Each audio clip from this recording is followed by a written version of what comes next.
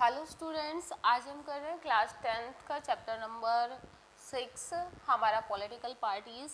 Last video में हमने challenges to political parties पढ़ा था कि जो पॉलिटिकल पार्टीज़ है उनके सामने कौन कौन से चैलेंजेस हैं। और आज हम पढ़ेंगे how can parties B reformed, कि दलों में जो सुधार है वो कैसे किया जा सकता है। बेटा मैं आपको एक बात बताऊं, जो चैलेंजेस है वैसे तो सीधा सिंपल सा आपके क्वेश्चन का आंसर है। जो चैलेंजेस थे वो एक तरह से पॉलिटिकल जो पार्टीज थी उनकी कमियां थी, और चैलेंजेस को अगर हम एक तरह से क्या कर देंगे, रिफॉर्म कर देंगे, उनमें सुधार कर देंगे, तो हमारे जो क्वेश्चन है उसका आंसर हमें मिल जाएगा कि how can parties B reformed. अब हम डिटेल से इस टॉपिक को पढ़ेंगे। सबसे पहले जो हमारा पॉइंट है वो हमारा पॉइंट है डिफेक्शन। डिफेक्शन क्या होता है बेटा? डिफेक्शन होता है changing the party alliance from the party on which a person got elected to a different party, कि विधायकों के लिए किसी दल विशेष से निर्वाचित होने वाले प्रतिनिधि का उस दल को छोड़कर किसी अन्य दल में चले जाना। डिफेक्शन का मतलब होता है बेटा एक तरह से दल बदल, कि एक जो व्यक्ति है वो किसी एक पार्टी से चुना गया है और उसके बाद वो क्या करता है कि अपने लोभ के लिए या किसी अन्य कारण की वजह से जब एक पार्टी को छोड़कर वो दूसरी पार्टी में शामिल हो जाता है, तो उसकी वजह से काफ़ी प्रॉब्लम क्रिएट होती है, या उसी को हम एक तरह से डिफेक्शन बोलते हैं, दल बदल बोलते हैं। तो ऐसे बहुत सारे एमएलएज और बहुत सारे जो एमपीज़ हैं हमारे, उनके द्वारा ये काम किया जाता है। तो बेटा क्या हो गया था कि एक बार बहुत ज़्यादा मात्रा में ये कंडीशन सामने आ गई थी। जैसे हरियाणा के एक जो नेता थे, उन्होंने एक ही बार में कुछ टाइम पीरियड के दौरान कई बार दल बदल कर लिया था। तो काफ़ी मतलब कि इससे दिक्कत तो आती है कई बार, अगर एक आधे मेंबर की वजह से कभी वो पार्टी बन रही है कभी वो पार्टी बन रही है, तो इसकी वजह से काफ़ी प्रॉब्लम क्रिएट होती है। तो दल बदल से संबंधित जो हमारी गवर्नमेंट है उसने उसके ऊपर प्रतिबंध लगा दिया था। लेकिन कुछ समय के पश्चात तो कुछ जो मेंबर्स हैं, कुछ पार्टी लीडर हैं, उनको उनकी जो दल बदल की ज़रूरत है वो सही भी होती है, तो इसको देखते हुए उसके लिए काफ़ी रूल्स तैयार कर दिए थे। तो जिसकी वजह से क्या हुआ कि टाइम के साथ साथ जो ये चीज़ है इसमें कमी आई है। तो इस प्रकार से हम दल बदल को जो रोक कर है वो भी हम इस चीज़ में सुधार ला सकते हैं। सेकंड पॉइंट की बात करें हम, तो बेटा ये है कि the Supreme Court passed on order to reduce the influence of money and criminals file and जो कहते हैं एफिडेविट गिविंग डिटेल्स। तो ये क्या है कि उच्चतम जो न्यायालय है उसने मतलब कि उसके द्वारा ऐसे मतलब कि आदेश जारी किए जाने चाहिए कि जो भी अधिकारी है वो किसी पार्टी के लिए जब अपना नाम दर्ज करवाता है तो उसके खिलाफ अगर कोई एक मतलब कि एफिडेविट तैयार करवा देना चाहिए कि उससे रिलेटेड उसमें सारी सूचनाएं हों, कि अगर उसने कोई गलत काम तो नहीं किया है या उससे संबंधित जितनी भी जानकारी है वो उस एफिडेविट में होनी चाहिए, ताकि उससे रिलेटेड मतलब कि जो पार्टी के अन्य नेता हैं या मतलब कि जो भी लोग हैं उनको ये जानकारी होनी चाहिए कि कभी व्यक्ति किसी आपराधिक जो प्रवृत्ति का है या मतलब कि एक तरह से हम ये कहें कि कोई उसका जो बैकग्राउंड है वो मतलब कि क्रिमिनल तो नहीं है। तो ये हमारा जो सुप्रीम कोर्ट है उसके द्वारा करना चाहिए। तो ऐसे भी हम जो पॉलिटिकल पार्टी हो उनमें रिफॉर्म कर सकते हैं। अगला है फाइल इनकम टैक्स रिटर्न।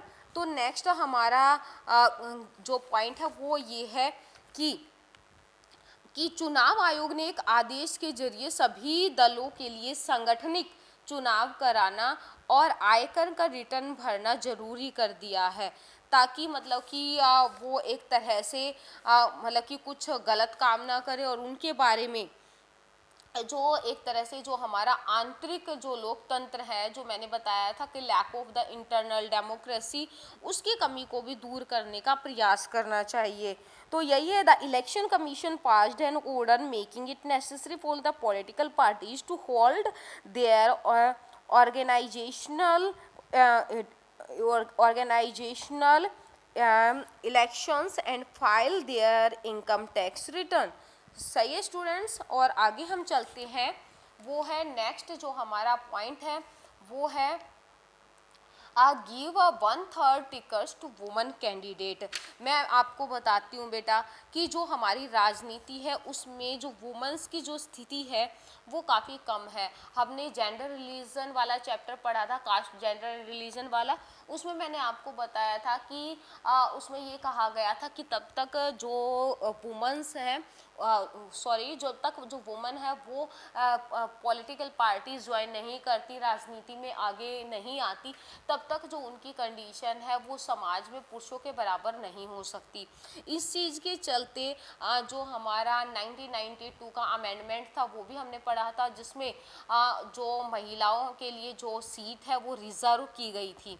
तो ऐसा ही है कि ये पॉइंट हमारा उसी चीज़ से जुड़ा हुआ है कि जो वुमन है उनके लिए जो सीट है वो कम से कम 1/3 जो सीट है वो ज़रूर रिजर्व होनी चाहिए। ये देखो बेटा, बीच में हमारा एक पॉइंट रह गया था, वो पढ़ती हूँ अब।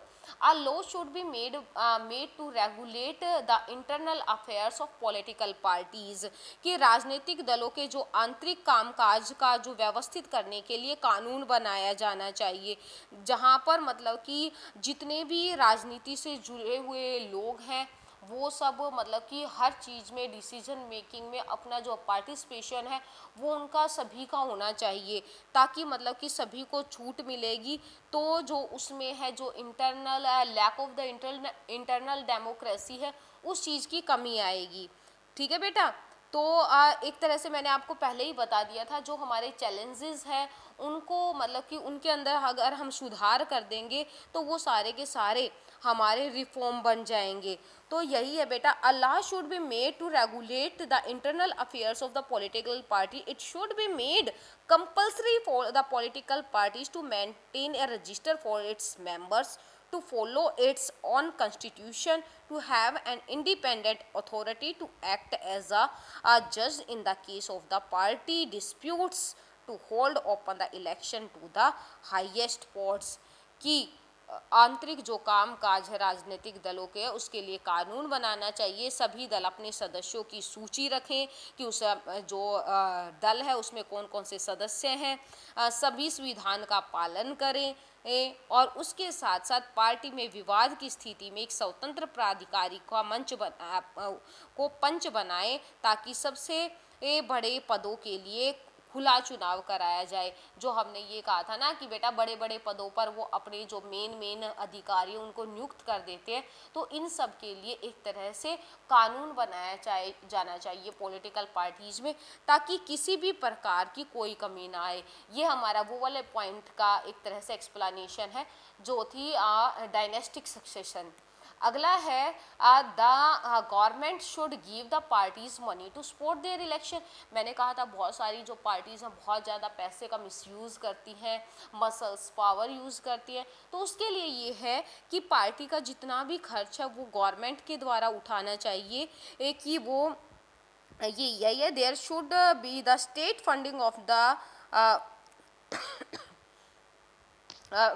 state funding of the election. The government should give the parties money to support their election expenses. This support could be given in kind, petrol, paper, telephone। ये कहा है कि जो गवर्नमेंट है वो उसको पेट्रोल पर, कागज़ और फ़ोन, जितनी भी चीज़ें हैं इनके लिए जिन पर जितना भी पैसा खर्च होता है उसको गवर्नमेंट को खर्च करना चाहिए। अगर इलेक्शन में बेटा एक एक जो मेंबर है वो कई कई करोड़ रुपए खर्च कर देता है, अगर ये सारा खर्च हमारी गवर्नमेंट के द्वारा उठाया जाएगा तो इस खर्चे में कमी आएगी, क्योंकि गवर्नमेंट बिना बात जो पैसे की बर्बादी है उसको नहीं होगी, और जो ज़रूरी खर्च है वो गवर्नमेंट के द्वारा किया जाएगा। उसके अलावा हम बात करें बेटा कि और किन किन चीज़ों से रिफॉर्म किया जाता है पॉलिटिकल पार्टीज़ में, वो हमारा आएगा ordinary citizen, pressure groups and movements and the media. उसके अलावा ये हमारे और हैं कुछ पॉइंट्स कि जो हमारी पॉलिटिकल पार्टी में रिफॉर्म कर सकते हैं। अगर हम कुछ गलत करते हैं तो जो हमारे आम नागरिक हैं वो इस चीज़ के लिए आवाज़ उठा सकते हैं कि इस पार्टी में ये कमी है, ये काम गलत कर रहे हैं। उसके अलावा जो हमारे प्रेशर ग्रुप मैंने बताया था, दबाव समूह, कि अगर पार्टी में कुछ गलत करते हैं तो दबाव समूह हमारे इस चीज़ काम को करने के लिए रोक सकते हैं और वो सरकार के ऊपर दबाव बनाते हैं। एंड मूवमेंट हमारे आंदोलन, कि अगर पार्टी के द्वारा कुछ गलत किया गया तो मूवमेंट्स के द्वारा भी उसको रोका जा सकता है। मीडिया तो सबकी गलती को, किसी की जो भी कमियां होती है, को जो भी अच्छाई होती है, हमारे यहाँ की जो मीडिया है डेमोक्रेटिक जो हमारी कंट्री है उसके अंतर्गत वो फुली इंडिपेंडेंट है, वो सभी अपने जो विचार है वो सही ढंग से स्वतंत्र रूप से जो एक्सप्रेस है वो कर सकती है। तो इस वजह से जो मीडिया, हमारा ऑर्डिनरी सिटीजन्स है या प्रेशर ग्रुप्स है, मूवमेंट्स हैं, ये सब बहुत अच्छी जो मतलब कि भूमिका निभाते हैं इस चीज़ को, मतलब कि एक तरह से जो पॉलिटिकल पार्टी है उसमें रिफॉर्म लाने में। तो सो स्टूडेंट्स, आज हमारा जो चैप्टर है पॉलिटिकल पार्टीज यही फिनिश होता है। Thank you students, bye.